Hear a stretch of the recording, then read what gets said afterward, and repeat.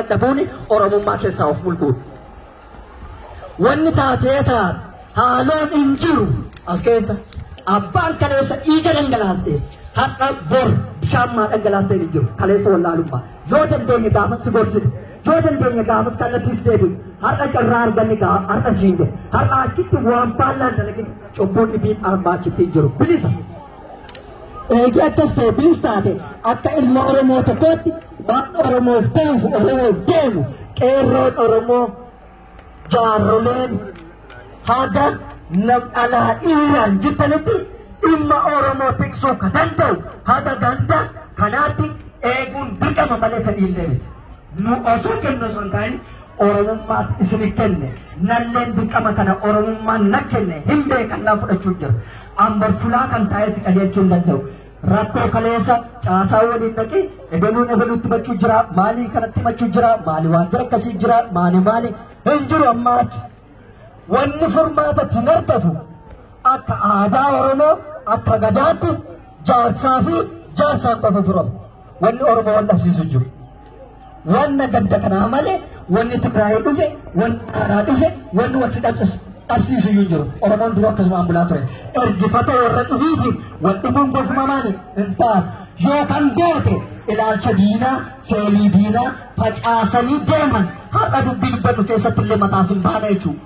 Ifaan wadiiro kana acha mamaani warri of beektanillee akka of beektanitti kan hin beekne kakalee diiqaaf hojjettullee wanni taatessa warri dhuguman sabaafillee kalee miidhamaa turte arrabsamaa turte sun seenaadhaan beekte kaleessa hojjette dhiisiiti warra kaleessa wantuu dalage yoo jiraatillee hin tuttuqin Oromummaan akkasii miti.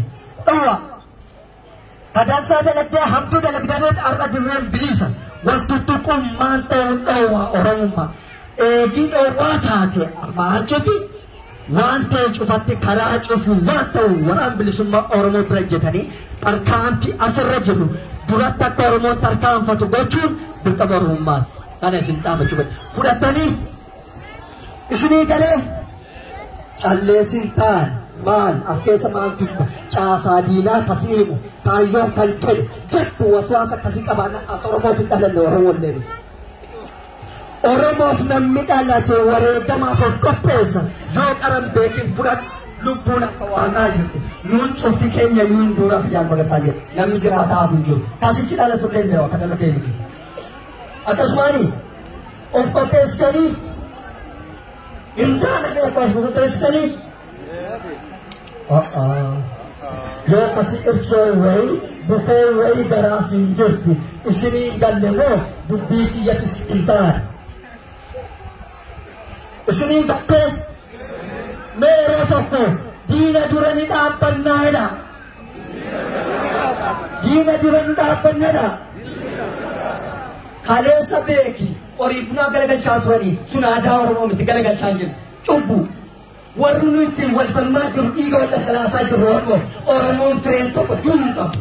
Isaaf jecha du'u jira isaaf jecha ka du'u jiru waan waaqaan faallaa dalagii jedhuudha.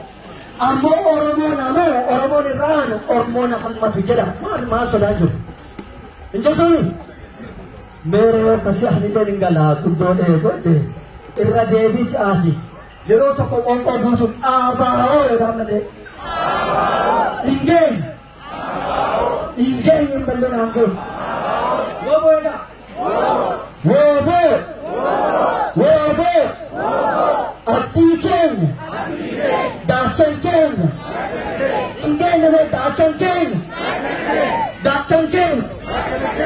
Oromiyaan bilisoomti irraa Oromoon waan jedhatee gaafu waan jedhee deebi'een tufa akka saree waan dubbate deebi'een itti gasaa nyaati jenneeni yaa rabbi irra naasii jifannoo ummata Oromooti. Amine.